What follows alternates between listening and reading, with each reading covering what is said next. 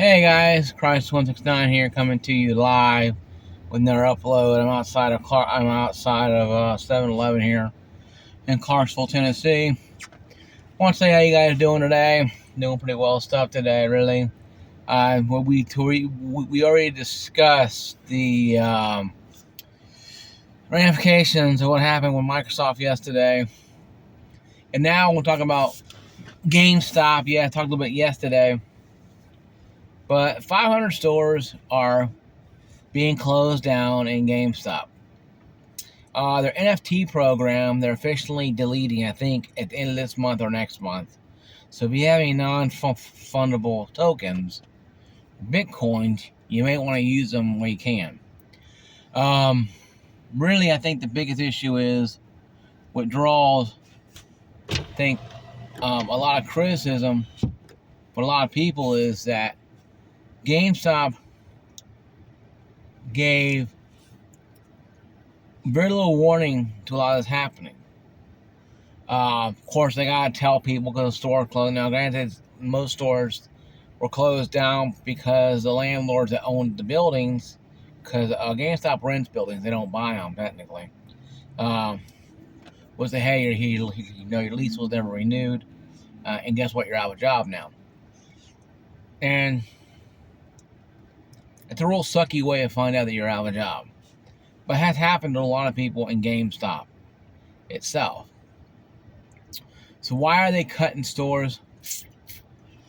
I think I've been reading about it, and Camelot 331, and I've been reading about it a little bit too as well online, that the online stores, GameStop is trying to be an online retailer. They want to be an online retailer and do online stuff. It's what they want to do. They want to go online and do their online stuff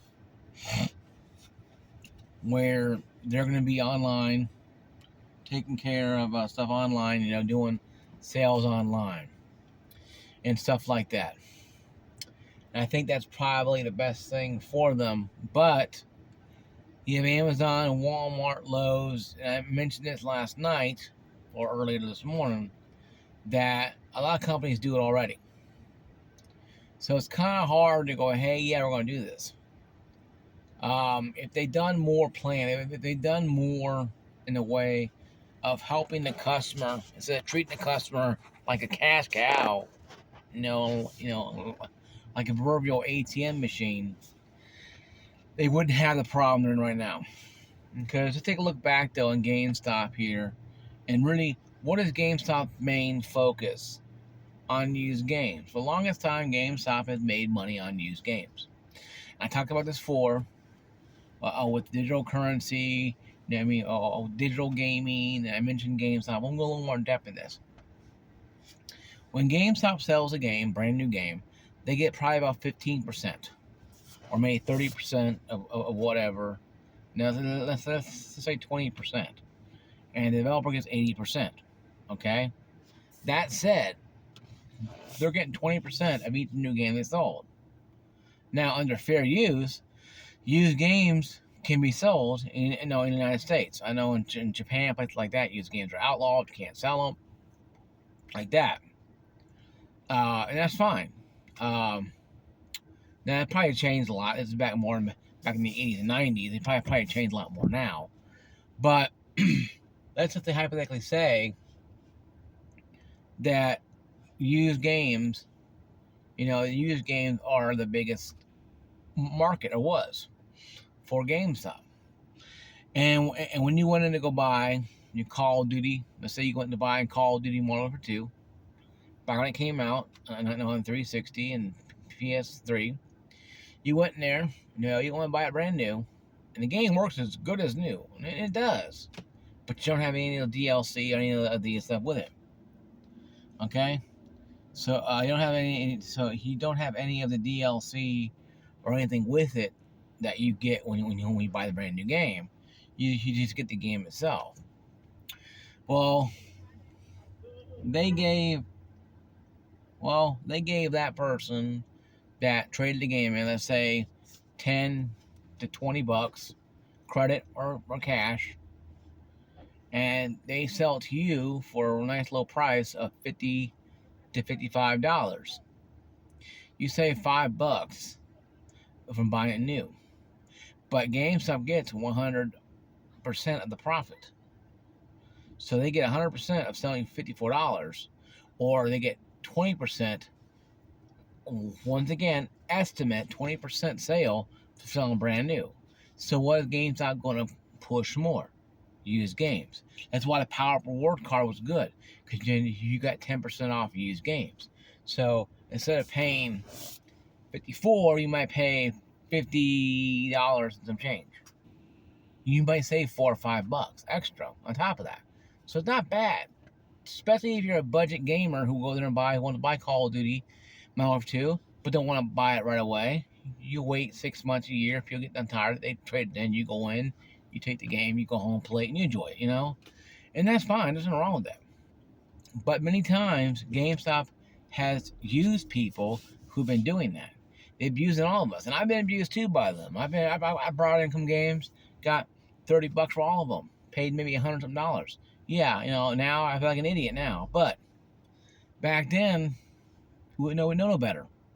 But GameStop used all of us, and I think that's what really caused GameStop to have problems. The cracks started to show, so to speak, where the issues people or people like myself and you or are getting better and more inclined to understand the shortfalls that we have been duped into. We're like, you know what? We're not gonna fall for this anymore. We're gonna go up there and we're gonna buy this game or whatever. No, we're gonna buy this game, and no, we're not gonna buy a GameStop. We're gonna buy a Walmart. We're gonna buy a Best Buy. Now with Best Buy and Walmart pulling out of the game market eventually, probably a lot more because Microsoft's like, you know what, we're going digital anyway, and it kind of proves why the video I said and I mentioned earlier today about the Walmart closing down their game division, a physical game division, and laying off 1,900 employees was for that reason alone. Because now you're seeing the after effect of why they're pulling out of Best Buy and Walmart. GameStop eventually will pull all their Xbox games out, I guarantee you.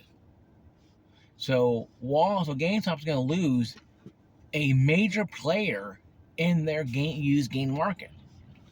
Kids say, Xbox is better, kind of thing. That's something that people need to understand. I don't care what's better. I go with what's cheaper. Sorry, guys. But I go with what's cheaper. I go with what I enjoy to play the most. And with GameStop going and pretty much shutting down stores, they're probably going to shut down all but maybe a few of their stores. Keep them open, maybe as pickup areas for pickup and drop-offs of consoles, or because their one DC area is in Texas where the home store is. They already shut down the rest of them. The 4 of them they had, they shut down 3 of them. So if they go 100% total, retard mode and decide to shut down the last one, they're really going to be in trouble. Because how are they going to fix this stuff? How are they going to resell it? How are they going to fix it and resell it? So I'm thinking they'll probably shut down maybe all but maybe 100, 200 stores. Very small stores there. Have maybe 5 people in the store completely to do nothing more than probably sell products they have online with digital stuff. Sell some consoles, maybe some controllers, maybe some digital card games. If you have a GameStop area that's just like your Micro Center area, you'd be blessed to have it, kind of thing. But I think Micro Center a lot better to have Micro Center than GameStop. Then again, a lot of people would be happy to have a Micro Center instead of a GameStop in the area. because you do more Micro Center than GameStop. I'm saying they're shrinking down GameStop, and it could be where they'll have be mostly online. They'll have a few stores everywhere, only where you can go and drop off the console, trade it in, buy a new console, buy new hardware, maybe buy some digital codes, that kind of stuff. It ain't gonna be like GameStop in every location. You might have 3 of them in your location. I have 2 of them in Clarksville. I guarantee you, one of them will probably close down. The one in the mall or the one in Sango. I guarantee you, the one in the mall has pretty heavy traffic. That one will probably stay. The one in Sango will probably go. And there's also one in Oak Grove, Kentucky. That one will probably go because there's one in Fort Campbell. So essentially, you'd be shutting down stores people use now out of those couple stores, or you might keep these stores around, but shut down most of the ones in Nashville, or vice versa. See, that right there brings a catalyst. How many stores are they going to shut down, and how many stores are they going to keep in the end of all this shutting down? Because when they get to a number, say 100, 200, then they have to worry about overhead that much, because they won't open any more stores. Those 200 stores will have to make money, have to keep themselves in there, or the thumb will come down GameStop and crush them and scoot those people out and bring new team in. So you have to make money or you're gone. I guarantee you they're going to start doing that. They're going to shut down all maybe 100, 200 stores and probably good areas that sell. My area has decent sales now for GameStop, so they'll probably keep those open. And there's one in Opry Mills they'll probably keep open in Nashville, Opry Mills, Nashville, because that's a big mall too as well. And keep around those so people have a job, a place to go to go buy stuff. And that could be what happens in the end. They'll only have maybe 100, 200 stores spread across the United States. Unlike Micro Center that has a lot of stuff, they have 200 stores, but they have a lot more stuff than GameStop does. They'll have stuff you can probably drop off your damaged consoles or used consoles, get some credit for them, real quick cash, whatever case may be. You buy digital stuff, digital Xbox Game Pass card, PlayStation stuff, whatever. But all digital stuff, so you won't be buying any physical games. Nintendo might be the last holdout, probably. Sony might do it occasionally if it's more profitable for Sony. They'll do it, but if not, they'll keep the physical games for a while longer.